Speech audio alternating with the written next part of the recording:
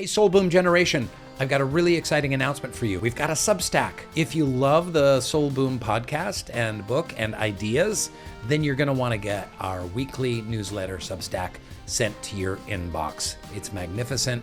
There's going to be fantastic guest authors. Some are written by me. A lot of them delve into the ideas around the podcasts that we're doing that week. So sign up, please subscribe. Go to soulboom.substack.com. Thank you. Someone respects you only as much as you respect yourself. And that took me a very long time to learn because I spent so much time going, no, I'm going to self-deprecate and make myself smaller and I'll just be a doormat. And then shocker, people treat you like a doormat. Wow. They take their cues of how to feel about you from you. So when we run around trying to get people's approval, I hope you like me. Do you like me? Do you like me? And they're like, well, you don't even like you. So why would I like you? Wow. And then I was like, oh, right. I have to figure out how to like myself and the rest will fall into place. You're dropping so much wisdom. We're not even 5 minutes into this So sorry. thing. Can I just scald myself already? Yeah, just stick your face in the coffee. I'm fogging up my glasses by accident with this. Of course it didn't work. Sorry, guys. I'm doing bits. Hey there, it's me, Rainn Wilson, and I want to dig into the human experience. I want to have conversations about a spiritual revolution. Let's get deep with our favorite thinkers, friends, and entertainers about life, meaning, and idiocy. Welcome to the Soul Boom podcast.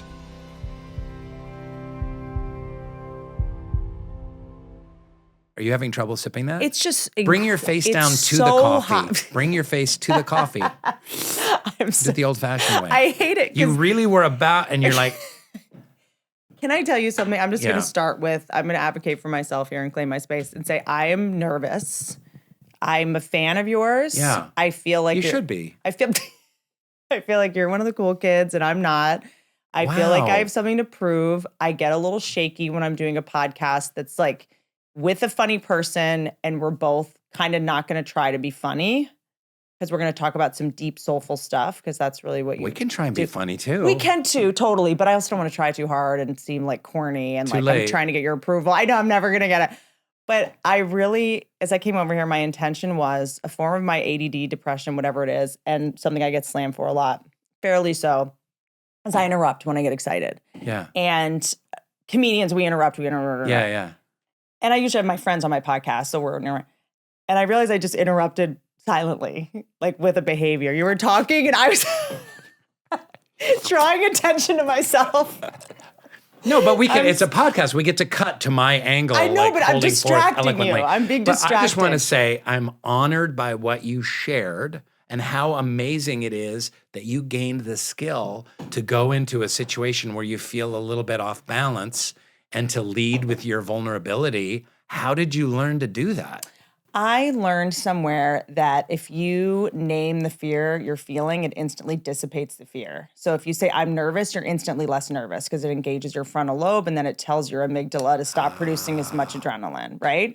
So if you just say, I'm nervous, I'm scared. And it's something actually that, people, when they approach prey animals, you really learn a lot about yourself because a lot of times when horses are afraid of you, you're probably afraid of them and you're approaching them in a trepidatious way and you're like, please don't hurt me. And then they don't understand why you'd be scared of them because they have no intention to hurt you. So they assume there's a danger somewhere else. So then they're on high alert. They just basically, you beamed your anxiety to them and they're like, is there a mountain lion? Is there a bobcat? What are we worried about? Is there an earthquake coming? So basically you said comedians are prey animals. We're pigs. I don't know, whatever that is. Swine. I have pigs, I love pigs. I had pigs for a little while, and I would love to have 1 billion of them. You wouldn't like to have 1 billion of them, but you'd like to have 3. They are so smart. They're very smart, conscious, sweet and clean. Yeah. And they're so, what I love about them is like horses, they need to know their pecking order. Yep. As do humans, which I think we forget. So when they move into a space, they need to, they root into you. They kind of nudge you because they want to see if you push back and stand up for yourself. And if you do, they respect you. This is what I learned from animals. Someone respects you only as much as you respect yourself.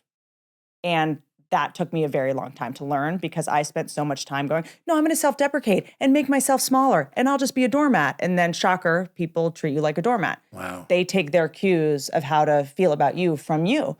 So when we run around trying to get people's approval, I hope you like me. Do you like me? Do you like me? And they're like, well, you don't even like you. So why would I like you? Wow. And then I was like, oh, right. I have to figure out how to like myself and the rest will fall into place. You're dropping so much wisdom. We're not even 5 minutes So into this sorry. thing. Can I just scald myself already? Yeah, just stick your face in the coffee, and I'm gonna. But watch this. But I want to say even stupider. there's a couple of things I want to say. Okay. I'm fogging up my glasses by accident with this. Of course, it didn't work. Sorry, guys. I'm doing bits.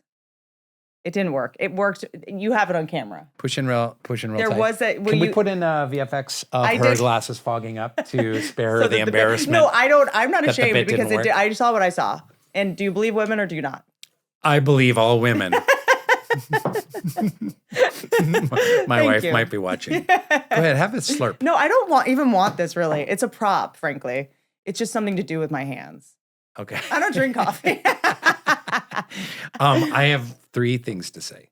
Number 1, the big pig is named Snorty, the Baron von Snortington. He's like 300 pounds of pig. And he'll do that every once in a while. He will test the limits with me. And like I'll feed him and he'll come up and he'll be like, wah, wah, wah, wah, like that. And he'll come up and be like, whoa. He's kind of like, fuck you, it's my food. Now what are you going to do, bitch? Get out of here. And I have to out alpha Snorty. That's right. And I will out alpha the fuck out of him. Like I'll take a bucket and just throw it. You gotta and do he'll go, wee, and I'll get a broom and I'll chase him all around the pig yard until he's in the corner. And he's like, wee, wee, wee. And you know what? After that, everything is right in the universe. Huge. And I feed him and he's grateful and he does a little bow or a little prance and he eats his food and everything is fine. And you have given him the gift of knowing that you will also protect him when he needs protection. Right. So when we out alpha, the word alpha I know is tricky because the alpha sleeps. But like when we do that, it lets the animals that you are, the lead mare of or the alpha of feel comfortable and safe because they have anxiety too. Yeah. And they need to know who's in charge. Am I in charge? Are you in charge? I just need to know who the boss is. You're the boss. And then that means they can take time off. That's why when people are like, when I show them the way that I, train my animals and stuff, sometimes it looks harsh. But the good news is they always know that they're protected and they don't have to have anxiety because they know that I'm going to solve the problem. But this goes to child rearing. I had friends and they were really struggling with their daughter, behavioral issues, and they went to family therapy and they said to her, like, draw your family. And she drew the family and she drew herself literally drew herself like large and out of control in the family structure. And the therapist was saying the same thing. Like, she doesn't want to be that. She wants to be like a normal family. She wants to be the small girl in the family. Yep. I'm not saying small, like reduced powerless, but just right size. Like she's running the family right now. You guys have to limit her, put limits on her, set boundaries with her. It might seem harsh, but it's actually going to be, it's going to let her feel right sized. So the Baron von Snortington feels right sized in the barnyard. He knows like big guy comes in with food. No, normally my wife takes care of him, but that I'm equal with my wife. And I think it's the same with kids. So I think this whole new generation of helicopter parents where it's like, oh, Johnny says he wants 40 skateboards and he wants to visit the Kalahari. And these parents are just like letting their kids run the show, these kind of larger than life children. It actually is not doing them any service whatsoever. Insane. And as a certified child psychologist, I agree with you. No, I think I'm going to say a lot about child psychology stuff, but I'm a comedian, guys. I'm just going to preface. And I'm an unemployed actor, and we have podcasts because we're bored. Okay. And go. They call me Ho Rogan for this reason. No, but I feel like a little theme is emerging in our conversation, and sometimes my brain needs to herd and wrangle the same way that kids need walls, animals need walls. Sometimes I need to put walls around my brain to like focus a conversation because I'm excited to like play with you. I feel like we're like puppies that like get to play with each other finally. Is that you're saying like, we need to do this with pigs, we need to do this with humans. Like there's no difference to me. And I think to me, part of the reason that I was able to sort of surrender to going like, oh no, I can be a parent. I was so afraid that I was going to repeat what I saw and that I wouldn't be able to break the cycle and that there was like too much addiction and mental illness in my family and that I shouldn't, procreate because of it, but I'm so good with animals because of the approach that you just said. And I just went, oh, no, we're animals. Humans are animals. We're mammals. We're not really that different except for our opposable thumbs and big brains. Like, let me just use the same approach. And so I think that when we differentiate, that's when we get in trouble. So it's like when you go to someone's house and their dog is jumping all over you and they're like, no, he's just excited to see you. And and you're kind of like, I know exactly what you're. And then they go, oh, Spotty, it's okay. It's okay. Don't do that. But yet they're laughing and they're petting him at the same time. Exactly. Encouraging the behavior. And let me guess, your kid calls you by your first name. Yeah. And tells you to fuck off. Yeah, your kid's like, Lindsay. Linda, fuck off. Totally. Yeah. So I think that with animals, the reason that I'm able to be, quote, harsh is because I know it's the best thing for them. So it's like, I've used, because I have really big dogs that have impulse control stuff, because what they were bred for was to, pit bulls, for example. I know it's not a real breed, but, American Staffies, like they were bred to chase rats and kill rats. So they don't have impulse control. So you have to teach them impulse control. So sometimes using the electric collar is actually really beneficial. I have electric collars on our pit bulls. On our children. No, but we have 2 pit bulls. We have electric collars. Right. When I post and there's a picture, there's a whole litany of people like, that's cruel and it's cruel. Well, not only that with their impulse control, but most of them are ours are rescues and they weren't raised right. So they have very serious impulse control stuff. So it's inhumane to put a shock collar on, opposed to it's humane to let them run into traffic and not be able to stop them because they don't have impulse control. Or see another dog and just go for its jugular because they perceive it as a threat, and then you're in a lawsuit. Correct. Yeah. And then they put your dog down, and then it makes the news, and now, so, to me, it's like a little bit, it's like the same way anyone learns anything. It's got to hurt a little bit, and you have to give, animals, kids, the dignity of their own experience. I think the bigger thing is you have to decide if you're going to be their friend or their protector. And I would way rather have your respect than have your affection. It's not my job to, be your friend. Like, I know I'll never be my kid's friend. And I see this epidemic of parents trying to get approval from their kids. How confusing must it be? I grew up in an alcoholic home with a very emotionally needy mother who, if I didn't give her my approval, it like destroyed her. And that's so unfair to put that into a child's hands. To give that to an 8-year-old. Yes, exactly. Like your child should not be caretaking your feelings. And at a very early age, I felt like I had to take care of my mother's feelings. We have these conversations about, and I feel like by the time this comes out, all the terms are going to be different, but, borderline personality, incredibly highly sensitive person, also alcoholic, hungover. Like, I don't need to overthink like her reactions, but it was always like, I was always feeling guilt and shame, and like I needed to make her feel better. And kids should never have to do that, And I think for me, the one story I will tell is that, I also had a lot of absence of socialization. I was, I think for the most part, neglected as much as anything. My parents were very busy, honoring and engaging in their addictions, but my mom also worked a lot. She was a workaholic. She had eating disorders, like all these things that you just like, when you're a kid, you don't even know what they are. So you don't even know. It's like that moment when you have to take your parents off the pedestal and be like, oh, you were anorexic. Like, that's kind of a weird thing to think about your parent. You're like, well, because we were also poor. So that's why I assumed there was no food in the fridge. But it was also like, like you wanted to be thin. Like, it's just like an odd thing, I think, for a lot of people when they realize. It's a fine line between poverty and anorexia. You know what it is? It really, really is. There was but then alcoholism. There was a lot of like wine in the fridge. So I was like, God, we are rich. You can afford It was very confusing because I thought like wine and champagne meant you were rich. So the whole thing was, as a kid, you just try to put the pieces together. And I think that's. But help me understand you better in this context better. Where did you grow up? Basically Washington, D.C. And then I was no longer allowed to live with my divorced parents. And then so I lived with my aunt. Why were you no longer allowed to live with your divorced parents? How does that work? I can't. Really digging in on this podcast. I'm not really digging in. That's this is like a dinner party conversation. I need to air one of my biggest insecurities. And I know this will probably come as a shock to everyone as I just stumbled through the Pitbull shock collar thing. I have like a debilitating fear of being boring. And I feel like talking about that stuff is like boring, but I know on some level it's when I feel like something is too specific, I'm like, no one's going to relate to this. When I started therapy, it it took me 6 months to start really telling my story because I thought it was the same thing. I thought it was boring. Weird. Like my therapist would be like, so tell me about your childhood, like the cliched question.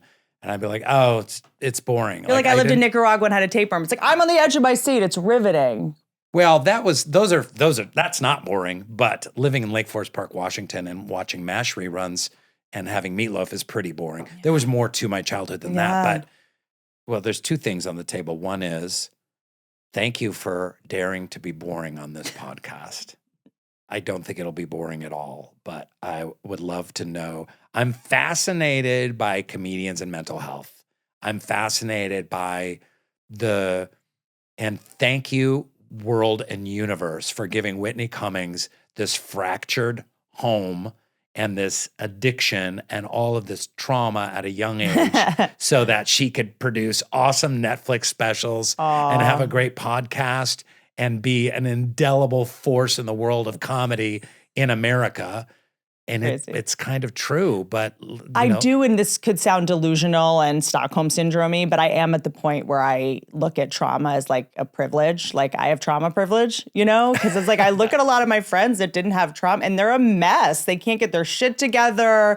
They're a disaster, so, trauma obviously can go either way. I've been, admittedly and really openly in a 12-step program for almost 13 years now. And I've worked really, really hard to try to rewire my brain. And I still make a lot of mistakes. And I still, am attracted to toxic situations magnetically a lot. But I think that again, with the theme of what we're talking about is like, I then had to live in a place called Roanoke, Virginia. I live with my aunt and uncle, and they had never had kids. And so I was just still, had to be an adult very young.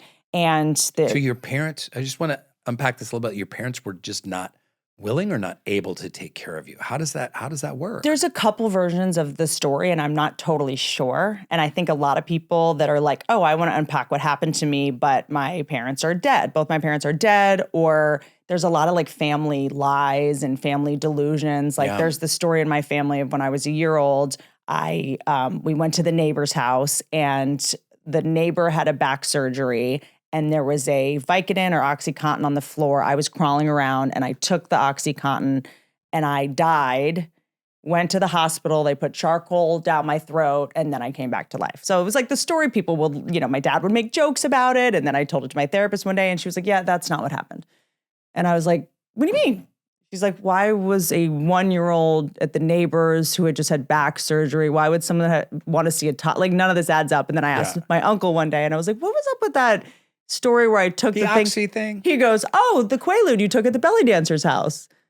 And I was like, wait, what? My dad was... There was no neighbor in back surgery. Of course not. Yeah. You know what I mean? It was, so it was like, my dad was, very rowdy with the women. And People don't talk about it. It's one of America's kind of hidden tragedies is belly dancer Quaalude dependency.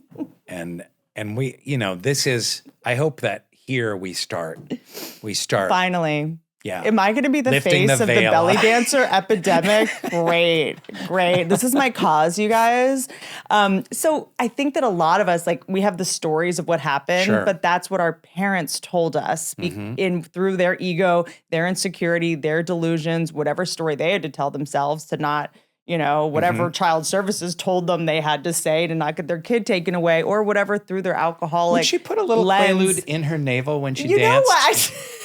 That was, and then it fell out, and you were like, "Yeah." And this is what we do when things get dark. We make it the funny version. Yes, sorry. My dad, no, please. Like I'm doing the same thing. Like I don't think I could, in any serious, say like as a baby, I almost died from taking a drug because my dad just left me in a living room while he was having an affair or whatever. We'll never know. Yeah. When you're raised by alcoholics, you'll never know. They don't even know what happened. They weren't there. And I think that for a litany of reasons, whether it was child services was involved, I don't know. I caught on fire when I was like 6 or 7 and I went to school. My dad put Vaseline on it and sent me to school, which is, by the way, there's a confluence of like just not having money of like, we're not going to go to the emergency room for this, Yep.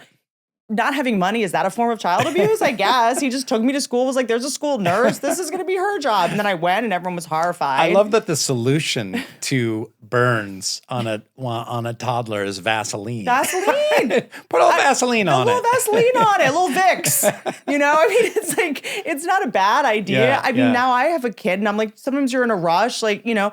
Keep a And tub of Vaseline nearby, just Vaseline, in you case. put on it, water and Vaseline. Put some water on it. Put some Vaseline on it. I mean, Vaseline really was marketed as kind of the panacea. Did you have char marks on your clothing or your skin when you went to school? Again, my dad was a very complicated man, and I know a lot of our parents either couldn't afford to pay the bills or just didn't pay the bills. He was very much the government's taken for my. He was QAnon before QAnon. He's like, I'm not paying this gas bill. This is a scam. I'm not paying this water bill, and so we never had heat, and so I would go I was a parentified child. I was like, no one's going to help me. I'm going to solve my own problems, right? And that served me in a lot of ways as an adult. My work ethic, I'm on my own. I'm not going to wait for anyone else to help me do anything. Self-start or whatever. But at a very young age, I was like, I need to make my breakfast. I need to get myself to school. I need to handle this. I need to, figure out how to change while it's freezing in here. And so I got on an oven with I would turn a fire on. Okay. What is it called? The burner? The burners. Yeah. There was like 4 burners, and I was wearing a long black. I also just remembered this recently. We block things out. Sure. And I think our brain dislodges memories when we're finally ready to kind of cope. So after my dad died, a lot of these memories came up that I think I wasn't able to really process until he died, because I was still trying to keep him on a pedestal, or my psyche needed to keep him, somebody that I could forgive or someone I could justify like being around.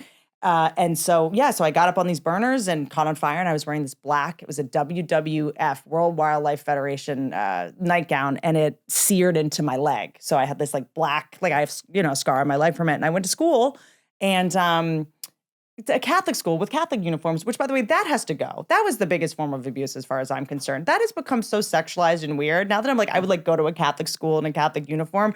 That's another conversation for another time. But it did reveal, because the skirt was so short, the burn. And so I think that I might have been removed from the ability to be with one or both parents. And then I was sent to live with my aunt later. Okay. It's unclear. I don't know. It's interesting that you haven't done some sleuthing around that. Well, what is the point of sleuthing if everyone lies? When both my parents had passed, but was I going to be like, what happened? They were just going to lie to me. You know what I mean? So I think for me, I was even, maybe this is why I'm so, on my podcast, I'm kind of, how dare you, infamously make fun of improv, because I had to do improv for so long. When you're raised by liars and you have to yes and with alcoholics that are trying to cover their tracks or don't remember what happened the night before as a kid, you're just like, oh yeah, that's sure, okay. Like the yacht in Greece that we're gonna go on this summer. Like, yeah, I'll start packing. Like I had to go along with like very grandiose lies from a liar for a really long time. So I think that as a result, I'm sort of like have Tourette's about like the truth. Hey everybody, it's me, Rainn. I want to share something with you. I have gone through periods of my life where I have felt a little bit lost in the chaos, in the anxiety. I often am searching for some clarity. So I want to share something really special. It's an app called Waking Up. This is founded by the great Sam Harris. You've heard of Sam Harris. He's also a neuroscientist. And Waking Up is an incredible arsenal, is the best way to describe it, of mindfulness, meditation, so many resources for mental health, all grounded in secular techniques, and it has approaches baked into it that actually work. There's so many different tools for my spiritual toolbox, and I really can't recommend it more highly. Soul Boom listeners can get their first month for free, plus you'll save $30 on the in-app price. If you go to wakingup.com/soulboom, you can start your free month today. That's wakingup.com/soulboom to get a free month plus $30 off. I haven't heard you making fun of improv, and I think that's hysterical.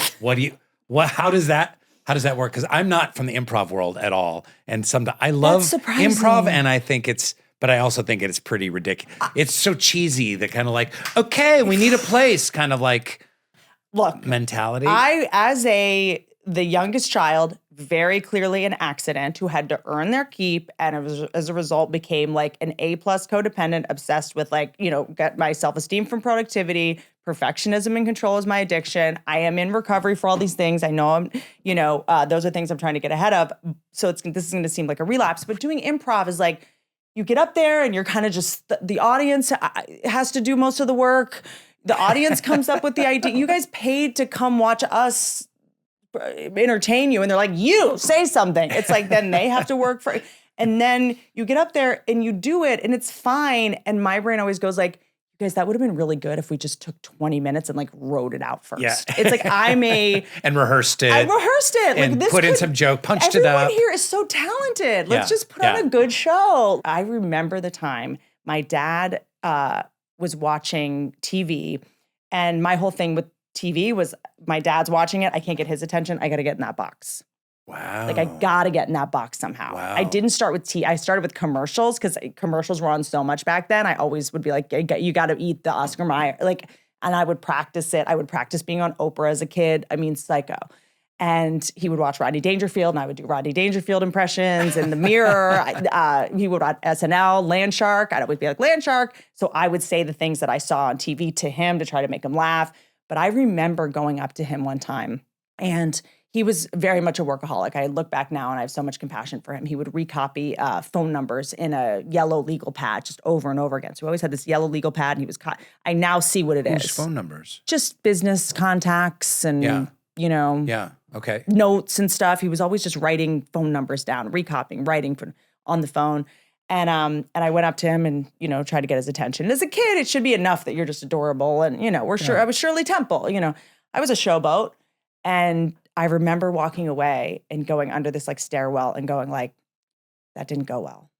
Like, I need to do something else. And I remember being like, all right, I'm gonna go out this time and like do it this way. Yeah. And then I like went back and I was like, okay, let me try. Like I remember. So again, born out of your trauma came the skill set that you used to put on a Netflix special, essentially. I need to make it quick. I need to get in there, kill, and get out. There's no room for fat. Tight 10. Tight 10. Yeah. Come home. Like if you have a story about school, that shit can't lag. Because also when you're dealing with alcoholics very young, there's only so much time you have before, you know, you can't really get their attention. It's so funny. So when I was doing a lot of more intensive therapy 10 or 20 years ago, there's this thing called a trauma egg. Have you ever done a trauma egg? So there's this therapist named Marilyn Murray. She's at PCS, and she's one of the originators of like the inner child. And she says that we have our original child. Sure. And that's just our healthy, loving, loved inner child. Right. Then we have our sobbing child. That's the sobbing child that's wounded,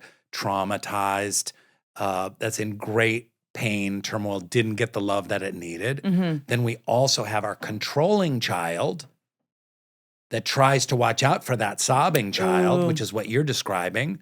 So the controlling child takes the reins and be like, hey, I got to protect the sobbing child who's in a lot of danger here. I'm going to take the reins and I'm going to be the controlling child. I'm going to make everything happen. Yep. And I'm going to make it all work out great for so the sobbing child doesn't need to feel any more pain. Yeah. And of course that can't really sustain. It might last for a couple of years. Yeah. Then there's like the rebellious child, which comes up later. But it's all these layers of inner children, not like one inner child. It kind of was a game changer for me once I was able to identify my inner teenager. So maybe that's like similar to the rebellious child. That's the rebellious child. Yeah. So it's like when I was like, oh, sorry, I'm having an inner child reaction to this. And it was like, because I'm scared or afraid of abandonment, right? Because adults can't be abandoned. We have cars. We can, you know, so this is, and then it helped me to go like, if I'm, you know, angry or want to retaliate or want to post on Instagram a photo to make the person jealous that hurt me, I'm like, oh, that's my inner teenager. Like it helped me to identify the more sort of petulant, sort of like stomp my feet, you know, pugnacious energy. Yeah. So we do this exercise called a trauma egg, where you draw a big egg and then you do a picture of the traumas that you suffered as a child. So you don't write it out. You do a picture, like if your dad hit you at prom or something, then you draw a little photo of it. And then around the outside, you do like, you know, description of your parents, their good qualities, their bad qualities, family rules, you know, the roles that you played, your philosophy as raised, you know, what was your personal philosophy? What is it now? You know, there's a lot of work that you do on this chart. It's really fascinating. But I did one, and it was in the roles you play, or rules. It was like, you know, don't make any ripples was one from my family. And it was really interesting because I was a group with these guys, and they're like, but that's all you do. Like on Twitter, I throw grenades and I have, you know, intense conversations, and I'm playing ridiculous characters that are half naked and falling down the stairs all the time. And like, so what in my life, I have reacted to that home rule by opposing it. I thought that was really interesting that, my life is a lot about like, I'm always like in the news for saying something or breaking or the doing very something rules. and like causing ripples. My whole career is about causing ripples in a family that the family rule was don't cause any ripples. Can I ask, was it written out or was that just No, implied? just implied rules. Yeah. An implied rule rules. of like, don't push it. And was that, do you think because I had a similar thing, but it was more, no one overtly said don't cause any ripples. It was just that if you needed anything or if you advocated for yourself, it would overwhelm a very emotional mom, or it would basically attract the attention of a dangerous person who would try to help you. And then you... In my family, emotions were bad. So other than like being pleasant and so any kind of like anger, depression, pain, sorrow, anguish, anything that you would express would cause this kind of like very like suburban Seattle, like. Do you think it's because it made your parents think they were bad parents or they were embarrassed that other people would see it? They just didn't, bless them, they just didn't have a skill set to know how to deal with emotions. And a lot of parents in the 70s, they didn't know how to deal with human emotion. They weren't taught that. They had Depression era parents themselves that, the only emotion that was expressed was rage. Yep. And so, they just didn't have that skill set. So when emotion would happen, they were like, they were like this. So the implied thing is like, don't have any large emotions because don't make any ripples. Like just get good grades, be a good boy. And, so it was a little different for me. Can I ask a stupid question? Yeah. Is that like when acting started for you? Like, did you have to act like you were fine when you weren't fine? Did you have to act like, know? Yeah, there was a lot of that. Yeah. Because it's sort of like, that's kind of when your acting training starts in a way, right? And I think too, like my dad and stepmom, they didn't love each other. And they were together for a shit ton of time, 15, 16 years of not loving each other. So, and you could feel that. You could feel that when you're 9 years old and you go into a dinner table and you can tell that the people are kind of pretending to love each other and they don't. So then I was like, hey, here's the funny thing that happened to me at school. And hey, how was your day, Dad? And here's some fun facts I learned. And let me show you my A+ on my science report. And let me keep the ball in the air and try and bring some love into this room. And then you're an actor and that's all you're trying to do is bring a little love into the room. Now I'm bringing it into this podcast studio. You know what I love about what you're saying? And again, I'm sorry to go back to this theme of like, when I went to Virginia, the good thing that happened was it was a farm and I ended up being able to spend time with animals. And taking words out of the equation and just communicating with energy exchange was the first time I felt seen, heard, or able to communicate. So like when you're saying, as a kid, you could tell that there was no love and that there's tension. I think one of the biggest mistakes we make as adults, as parents, as everything, is we think we're getting away with stuff. And one of the biggest gifts, and it was shocking when I went into ACA, Al-Anon, Adult Children of Alcoholics, codependence recovery, is like, I thought I was getting away with it all. Like, being like, no, I'm fine. Everything's great. And like, can I help you with that? Everyone knows what you're doing. Everybody knows you're trying to get their approval. And it is so repellent because it boils down to fear.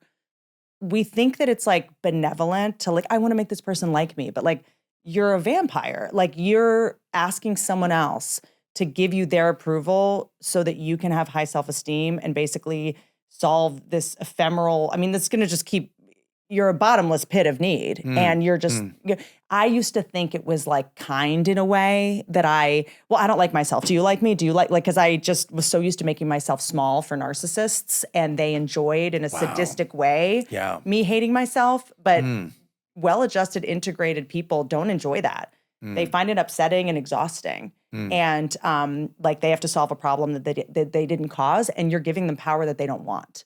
Like when someone looks to me for their approval, I'm like, I don't want this power. I don't want to be on this pedestal. I don't even know you. How could I approve of you? I have no qualifications to approve of you. So even if you do get my approval right now, it's fake. Well, you started the conversation talking about your insecurities coming on this show and like, oh, you're one of the cool kids and, this is going to be boring because we're going to have like a raw, honest, stripped down conversation. And and that's so interesting. Like you saying like, oh, you're one of the cool kids. Cause I have always felt like there's this whole world of Hollywood and Hollywood comedians and Hollywood filmmakers. And I'm just not I'm like the anti of the cool kids. I'm like, then there's like this weird Rainn Wilson, this kind of ungainly, he's not a stand-up, but he's kind of funny. He's not an improv guy, but he can improvise. And he's kind of a weird looking actor. And what is he even? And he also talks sometimes about spirituality and God and mental health and the meaning of life. Like, what the fuck is with this guy? So it's so funny that your perception, whereas I see like Whitney Cummings, but like you had the show called Whitney. And you were like headlining in your pictures, Morongo Casino, it's Whitney. Morongo. And you're in with all the cool guys. Well, a couple things. What I will say, I guess our definition of cool, everyone's is different. To me, you've always come off so punk rock. But how amazing is it, the career that you've built for yourself? Because I was just reading that, it was a New York Times article just last week about the miracle of YouTube, where these people, Theo Vaughn and so countless dozens and dozens of others that they don't need Hollywood. They're just like, fuck Hollywood. I don't need my agents. I don't need people at NBC or Sony to like me or want to cast me. I'm going to make gatekeepers really good money just doing my own thing and building my own audience. Is that refreshing for you in a way? Because you were really in the Hollywood game for a long time, and now it's just kind of like, I can do podcasts and I can do Netflix specials and I can be on the road and I've got my own ecosystem. Do you have a thought on that for you? Like, did you audition for some stuff and go like, you know what, let me have this other thing where I am not going to get rejected? I'm weird because I've made enough money already from what I've done, and I'm kind of half in, half out of Hollywood. Mm-hmm. There's some cool movies I've gotten to do and appearances and shows that I've gotten to do, and I'm excited about that. But what used to motivate me was a lot of what you're talking about, a lot of like competition. I've got to prove it. I've got to prove this to them and I'll prove this to them. And and that has really evaporated for me. So I'm just kind of in this weird limbo. But interesting. I love sitting at this table and having these conversations. If you had told me 20 years ago, oh, you want to be a stand-up, just so you know, in like 15 years, you're also going to have to like show everyone your personality and like talk about your trauma. I don't know if I would do it, because I kind of signed up to write something, test it out, make it good, put out a product. Right. And now I kind of like, do a podcast with someone as brilliant as you, and then I leave being like, why'd you say that? That was so stupid. Why didn't you, me off the cuff, I don't have a ton of pride around yet, but I'm just going, you know what? I'm going to be authentic and I'm going to just tell the truth. And, and people are finding podcasts that I did 5 years ago and like, so dumb that she said that. I'm like, I know it was dumb. It was 5 years ago. I didn't know what I was talking about. Yeah, it's like looking at a photo of my haircut 10 years ago. Like, of course I would have said that differently, but you got to just go like, you know what? People are finding what they need to find when they want to find it. What's your son's name? Henry. What's it like being a mother, and how is this changing your whole being? I came off, I'll just be honest, like a manic episode right before I had a kid. I had lost my dad like 5 years ago, and then my mom about a year and a half ago, after they had been in nursing homes and like we're dying very slowly for a long time. And by the time they both died, there was like this cannonball out of a cannon thing of like, oh my God, I finally get to start my life kind of thing. But there was also a lot of bizarre grief, which I know you talk about a lot. I won't bore people with it. But I then was so sort of high strung with this new bandwidth of energy that had previously sort of been dedicated to just worrying and stressing and feeling guilt and embarrassment and anger towards my parents that didn't take care of themselves, that I had to financially support and take care of while they didn't like love me really, that I sort of shot out of a cannon, and everyone was like, you know what, you should try weed. And I was like, you know what, I should. You're right. My addiction is caretaking addicts. Like, it's my turn, Weed is relaxing. I went off birth control, which is, we can talk about this another time for anyone that's watching this show, like, thinking about your neurochemical, the neurochemistry of your brain and what that does for depression and energy levels and all that kind of stuff. I was on Prozac as well, went off all of that because it was like, well, my parents were my problem, and my migraines that I was taking my birth control for, that was actually caused by them. Doesn't matter why this is true or not. And then I'm going to smoke some weed because that calms everybody down and everyone's doing it and da-da-da. Weed is not a match for my brain, whether it's ADD, OCD, whatever, however you want to diagnose it. I went straight to looking for Shelley Miscavige and trying to find the Scientology ships. I got very obsessed. Did you find her? You know what? I haven't found her. Yeah. But is she on one of the Scientology ships? I also don't know if I want to. Is there an app to follow the Scientology ships? If there was a grinder for Scientology ships, I would be so in. Wow. I would do anything. Would you fuck one of the ships? How would that work? I would ghost them. I hired a maritime lawyer. This is all true. I started smoking weed, and then I decided, because what happens to me, I guess, when I smoke weed is these, what is it when you have delusions of grandeur, where you're like, okay, I guess I'm going to have to clean up the water in Flint. Like, okay, I'm going to do it. What do we do? And I'm like trying to figure out how to do it. Like it was, I think I was caretaking people for so long that I just didn't, have an outlet to caretake. I was rescuing dogs, rescued a giraffe in a fire, was rescuing my parents, was rescuing adults, comics. And then my parents died. And I'm like, okay, great. Now it's time to clean up the water in Appalachia. And now we have to dig into how the Saudis have put money into Disney. It was how much weed were you smoking? Dude, was this like Cheech and Chong? Here's the problem is that the weed also don't smoke weed if you also grew up poor and won't throw anything away. Like, I'm the person that won't throw anything away. Like, I will wrap up 2 gummy bears that, like, if no one's going to finish them, and so it was like, they give you these pre-roll blunts you can just order in California, and they come and I take 2 puffs and I'm like, well, I can't.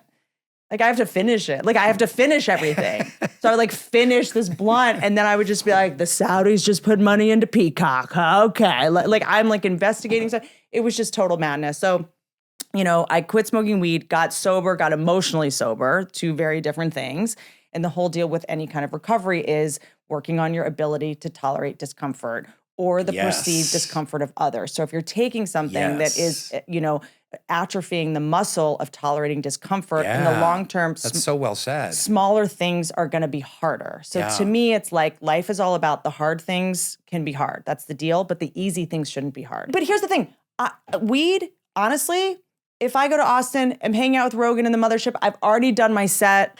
And I'm kind of like, I don't have my son with me. You know what? I'll have a couple puffs of weed. I'm with people. When I start doing it alone, that's when I know I'm in trouble. So for anyone that's trying to figure out if they're addicted to something. Isn't that kind of right for anything? If you start doing anything kind of alone, that's when it's trouble. That's it. It was all well and good. And I was the funnest person at the party when I could take 1 puff, pass it to somebody else, and then someone drives me home or I get an Uber. But when I started doing it at home alone, it went from 10 p.m. to fall asleep to 9 p.m. I'm going to fall asleep early to 6 p.m. I've had a hard day to 4 p.m. I guess I'll just cancel that thing. So when I started isolating, so the 2 things for me, when I know something's an addiction, because it's not just, drugs and alcohol, whether it's shopping, whether it's food, whatever, is when it starts feeling like an obligation and when it stops being fun and when I start doing it in private, secretly, not with other people, right? Yeah. So when something starts feeling like an obligation, like, I guess I got to jerk off or I got to eat this fifth donut, that's, right? Or when it starts, you continue doing something despite negative consequences, right? So I'm continuing doing it despite negative consequences. Like I wake up the next morning and be like, I forgot to feed my dogs last night.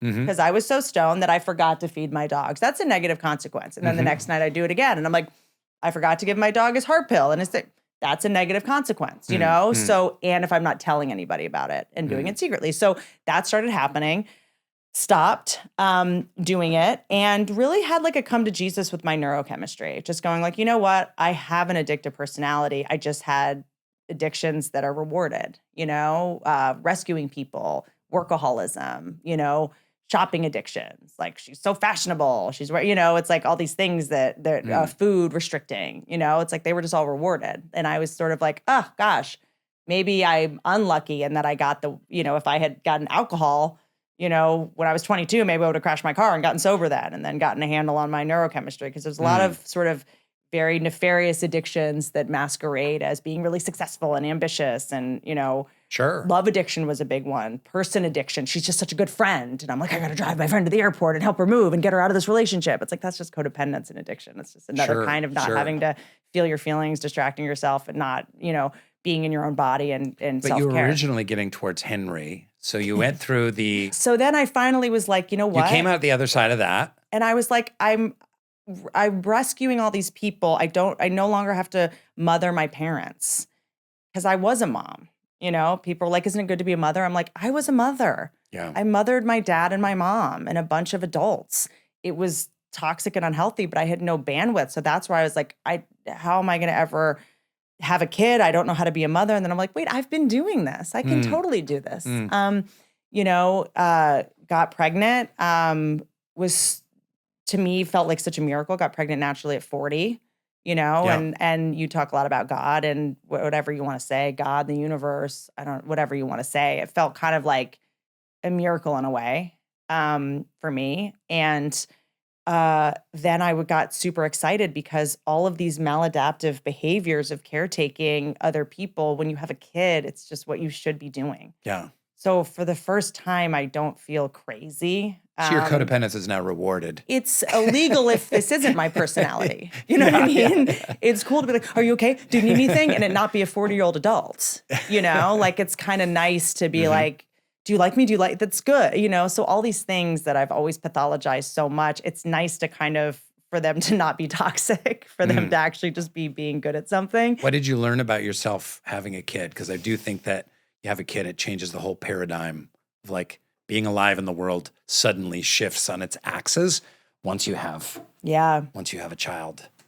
We're confronted with stuff when you've got a dependent kid there.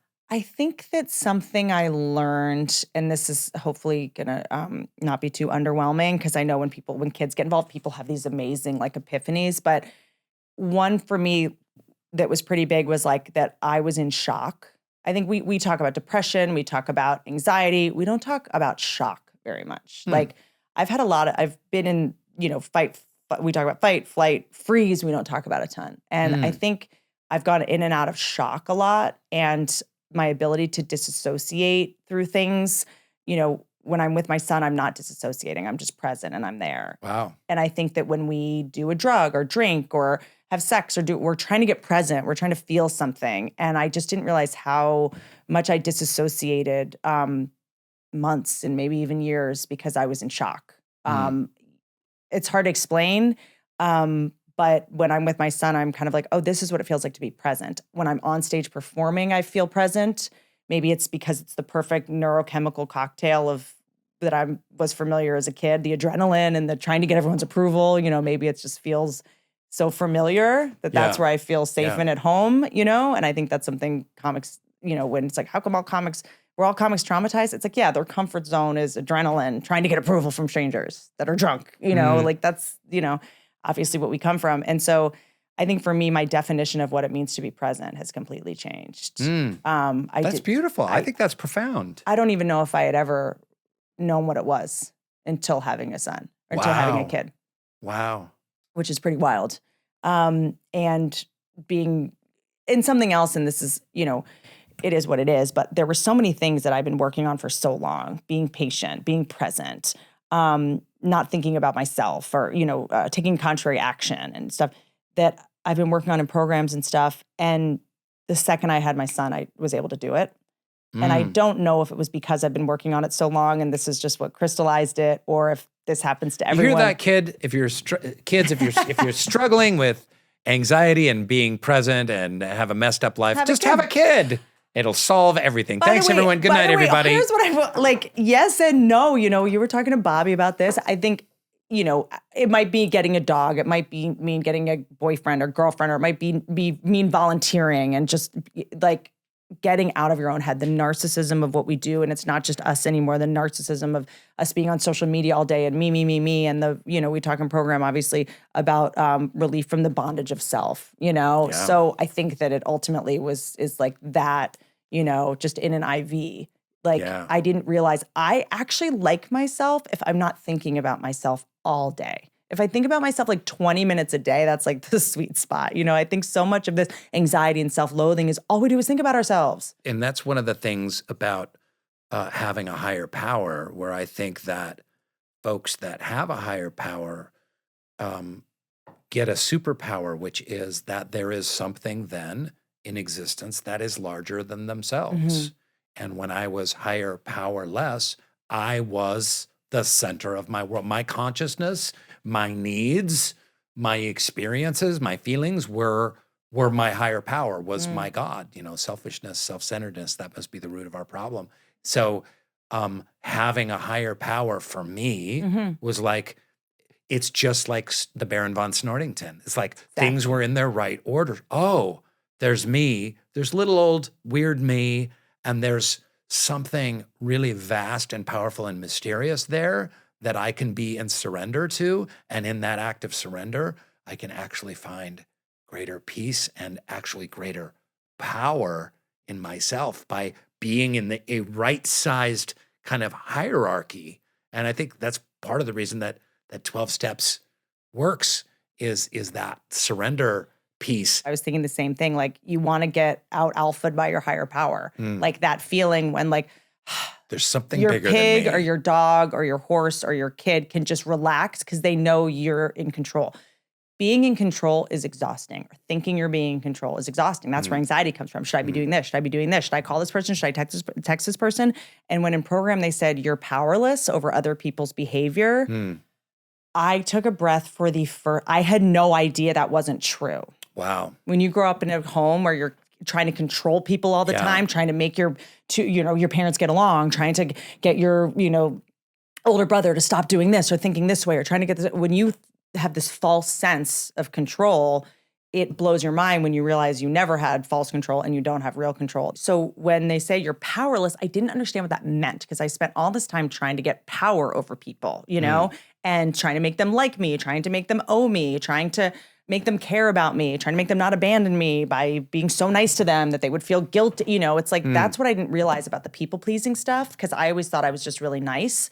But what you're doing is you're trying to get someone to owe you.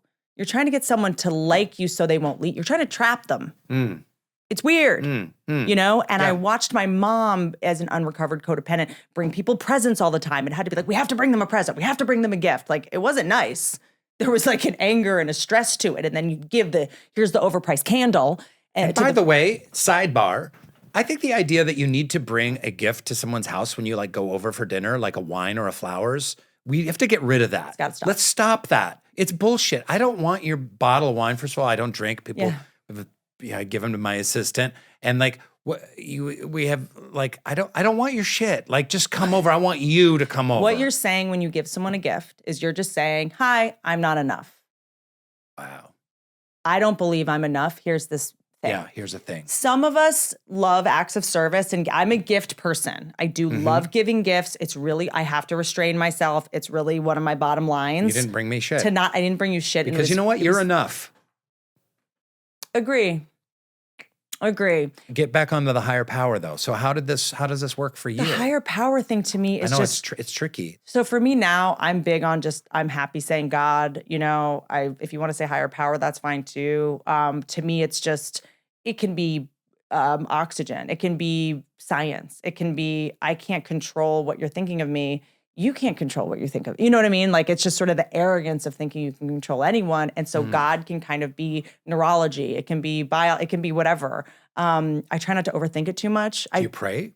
I do pray. And do you visualize something when you pray, or do you just kind of give kind of a yearning to the universe? I do the metta practice pretty inconsistently. I don't know what that is. It is so my brain is hard to wrangle. I'm sure, and anyone watching this is of like, my brain will just go into autopilot of like, that was stupid. Why did you do that? Or you need to you're falling behind. I mean, like those are my like default thoughts. Default thoughts going back to an old resentment of like, I can't believe that person did that thing to you 20 years ago. You know what I mean? That agent that didn't, or you deserve to be on Grey. Why aren't you on Grey's Anatomy? I mean, it's just like whatever, just like this free flowing. I'm so glad you're not on Grey's Anatomy. Shitty. Yeah. But I would like to be asked. Sure. Shitty radio station of just negative thoughts, whether they're, and I can now kind of go like, that sounds like my mom, or like, that sounds like the kid that was rejected by my dad and had to come up with that narrative, or, whatever, blah, blah.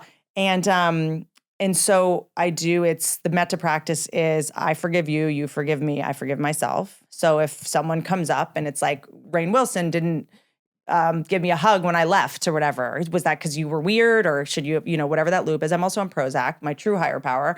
And that loop comes up and I'll just go, I forgive you, you forgive me, I forgive myself. That's kind of my default refrain now. Nice. I do, you send loving kindness to all the people that you have resentment towards. So I wake up in the morning and my brain, first thing when I wake up is, who do I need to protect myself against? Because our brains ultimately are just trying to survive, right? And our brains perceive threats, right? So I've got this person and this person that hurt me or hates me or tweeted about me or didn't give me that job or what is out to get me, whatever the things are, broke my heart, or didn't like me back, whatever it is. And then I send them, may they be happy, may they be healthy, may they live easily. And I imagine the person. Oh, beautiful. Yeah. That really helps It's very me. Tibetan Buddhist. Oh, is it? It's a prayer of the relief of compassion and relief of suffering for all living beings, all sentient beings. And because when we're resentful towards someone, we're tethered to them. It's actually a very intimate connection. And then I imagine a cord being cut, which is something I learned in program, so that this person just doesn't run my entire day. Like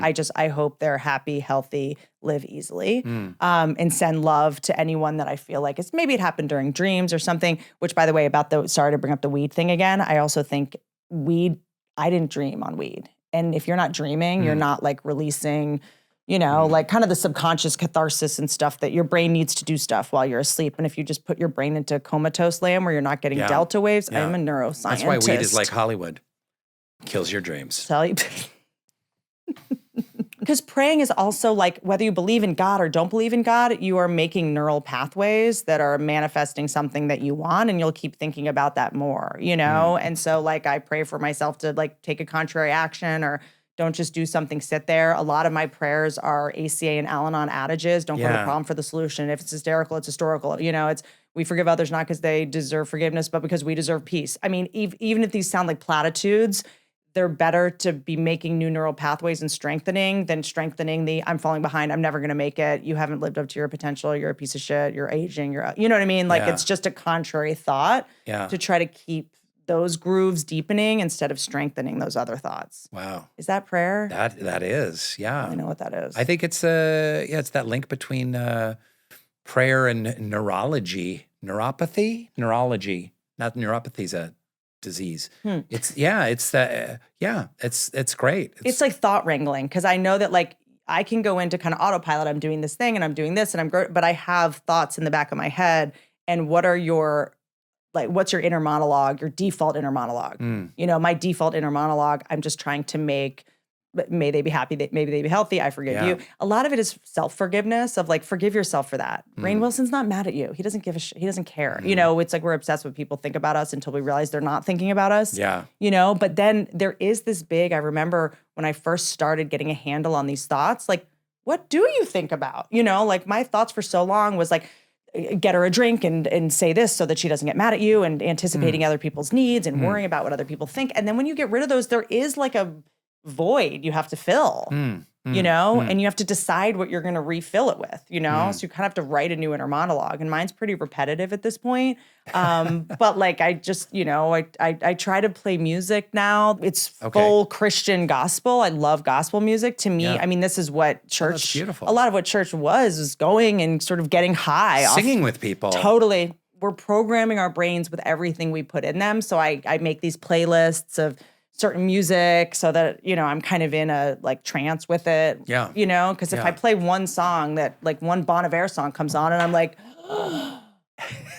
I'm like, you have to know how sensitive you are to music. I put podcasts on. That to me is kind of a form of prayer and, meditation. You have Rich Roll, he's on. And even if I only hear half of it, like this is a podcast I would put on and just have in the background when I'm cooking or something. Cause it's, sometimes it's hard to sit down and actually pray and actually meditate. But I think that you can do these moving meditations when you're doing mindless things. It's amazing. You also seem like someone who cares. You care. You make an effort. Like you show up and you write and you create, and people don't know about you that you're also like a TV creator and showrunner and writer besides a stand-up and performer.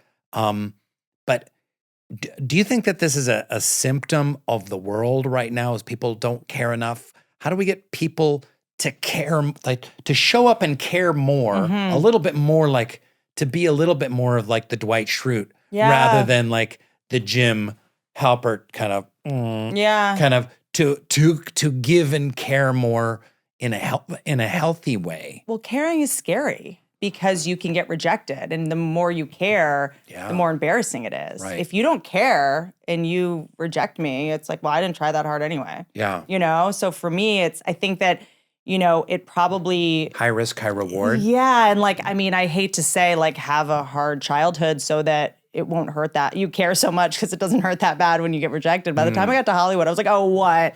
You're going to say no to me? Like my dad didn't love me. You think I give a shit? You know what I mean? Like there was something that was kind of like, no, I know I'm unlovable. I'm just trying to play the odds here.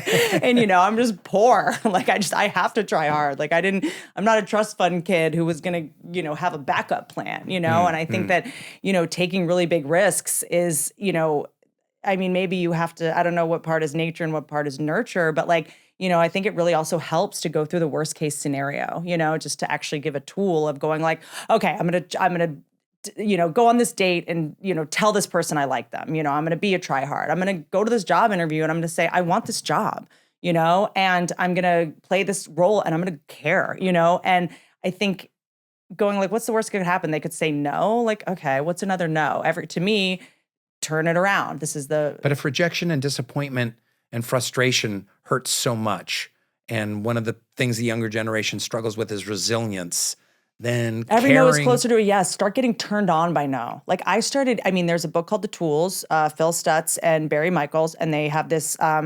exercise called the reversal of desire, where we're so scared of things and we get paralyzed, and you actually start craving the things you're most scared of. Like you're worried your boyfriend or girlfriend's going to cheat on you. Start like craving that happening, and like put your body in a place where it's going to be able to get through that. Like read the chapter. It really helped me. Like you're like visualizing kind of the worst that could happen. It's almost like cognitive behavioral therapy to kind of like play act and maybe, or like going through the worst case scenario and then realizing like you're going to survive that. Because so much of our fear is of fear, we're afraid of future fear. We're afraid of pain, but the irony is we're putting ourselves through all this pain to avoid pain. Like it doesn't make any sense logically, and we're just paralyzed by it. So it's just a way for me, like of going like, what's the worst that could happen? I could fail. Like, okay, every failure is closer to a success. Every no is closer to a yes. Like to me, it helped me to go like, like I'm going to hear 300 no's before I hear a yes. So if I'm at 100, like I got 200 more to go,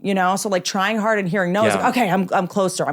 Like, getting turned on by rejection, because just realizing like, that, or also going like making your goals impossibly high because there's less rejection or less competition up there, like if you're just like, I want my own sitcom. Saying like, I want to be on a sitcom, everyone wants to do that. But saying I want to have my own sitcom that I just create, like 5 people were trying to do that. You know what I mean? So I was just be so delusionally confident that it like confuses people. You know what I mean? Yeah. And the worst they can say is no. But if they say yes, like, you didn't go like, I want to be number 3 on a sitcom. And then they say yes, and you're like, oh, now I still have all these other goals. Now I want to, I just went for that one because it was like insane. We're dying. I think also when you've been around death and seen so much death, we have like 20 minutes left. This is also something that. You mean us as a species or us as people? individual humans? Like the movie is halfway over, and I think that I've been staring at death for the past 10 years, but like if you haven't been, and so you don't have that context or perspective yet, also in the same book, The Tools, there is the deathbed exercise, which also helped me, which helps me with to get back to your like caring. and you visualize yourself on your deathbed and you think about how mad you're going to be at yourself if you're like, I can't believe I spent all that time worrying about what my roommate thought of me, or I was chasing that girl that I knew was bad for me. Or in my case, actually it unlocked a lot of my stuff with eating disorders because I did, recovery around it in ACA. But I went like, I'm going to be so mad at myself if I go, I can't believe how much time I spent obsessing about food and calorie intake and like whether my thighs touched or not. And it like unlocked something in my brain, thinking on your deathbed, Yeah. And I think fear of not coming off cool, like no one's cool. I think it's really punk rock to try. I think it's really punk rock to, and that's when I said you were one of the cool kids, like to me, it was like, that's what you are to me. It's like, I think being positive and expecting something to work out is like radical. Like getting married is radically punk rock at this point. You know what I mean? And being like, I'm going to love someone. I'm going to work on my marriage. I'm going to try this monogamous thing. Like that is so punk rock to me. Yeah. I'm like, that's amazing, So I don't know. I like to also know if you get your goal, are you actually going to be happy or not? So if you set it low, you're going to be like, if I get this, I'm going to want more. I think I also, I'm just rambling at this point because I have so much to say around this topic, but I don't know. I think also when you don't know who you are because you grew up shape-shifting, something cool happens when you're like, well, who do I want to be? Like if I can shape-shift because I've grown up having to be something different for everyone, if I'm an actor, if I know, like, why don't I just be the person I want to be? And I want to be the person that tries hard. I think that's cooler. I love that. And if you don't like me because I try hard, like, what's going on with you? Nice. That's just a defense mechanism on your part, right? Yeah. Yeah. I think that you're a delightful and interesting person.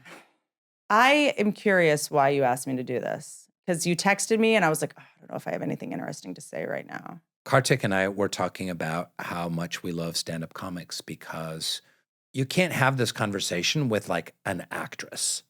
I can't have like Juliana Margulies on the show and have this kind of insight into the human soul because you've found so much solace and peace and meaning and done so much amazing work, but you're also kind of like a throbbing nerve, and that's a delight to watch. And I think you have tons to say, and I'm so glad that you shared.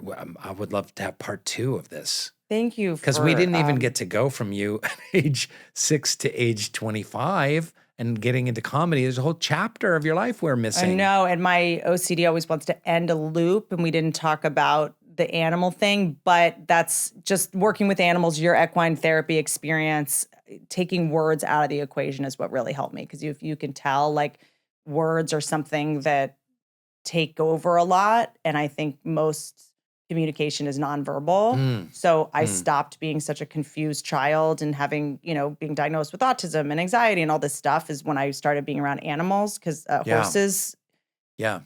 That's when I stopped trying to, because humans are so confusing. Humans lie. They lie to themselves. They self-delude, half the time. Your parents who weren't getting along and you felt the tension and you knew something was up just by their body language. I think my wife has that same thing with horses where just being around horses is such solace because no one's lying to you. It's quiet and you read them and they read you and there's a beautiful almost psychic bond and a communication and in energy. And women and horses have a very ancestral, evolution with each other, fascinatingly. Yeah. But also, I think if you're the kind of person who, has to perform to make people like them, and it all boils down to fear. If you're results oriented.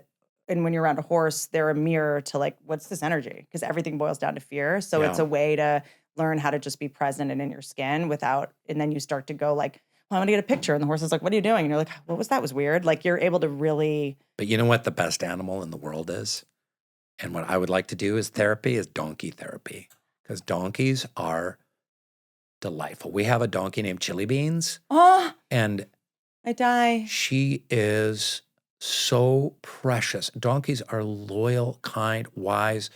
It's the best. It's like dog, horse, pig combined into a donkey, and it's like the best of dog, best of horse, best of pig. Okay, so all into a donkey. Can I just ask? Get a donkey. I want to get donkeys because first of all, I'm obsessed with them.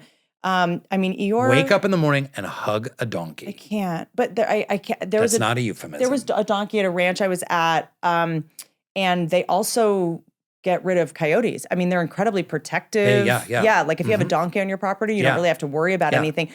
Is that a mule with a horse? I'm sorry, I'm so dumb. No, donkey's its own thing. Donkey's own thing. A mule is a half horse, half donkey. Got it. But a donkey's its own. It's its own thing. critter. Yeah. When you see, I follow this donkey on Instagram, and it's friends with this kid, and every morning the kid goes and says hi, and the donkey talks to, like, I can't. And like runs and like is happy to see the kid and stuff. I gotta get a donkey. Yeah. I can't. It happened here. It'd have had a Dwight spinoff. Oh, wow. It would not have been as good as The Office. Wow. It would not have been as good as The Office. It would have made NBC Universal $1 billion to have the Schrute Farms But it show. might have killed you. And I'm so thankful ultimately that it didn't happen. You might have been like, I'm stuck in this forever. Yeah, forever.